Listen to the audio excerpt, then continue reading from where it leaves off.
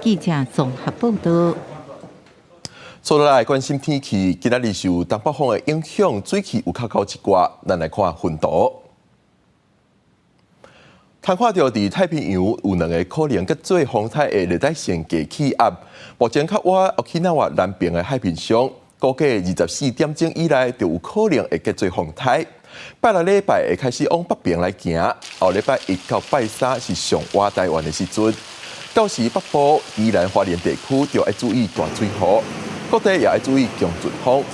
另外一个热带性低气压伫咧关岛东边的海面上，未直接影响台湾。接下来，讲到今仔日的天气，桃园以北、东半部甲马祖地区较有机会落雨，要注意短暂阵雨，甚至是雷公雨。尤其伫咧基隆北海岸、大台北山区甲东半部雨水会较明显，有可能会发生局部的大雨。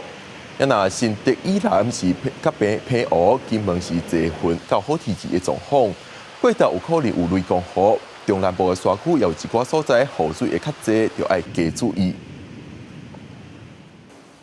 新北市天高热的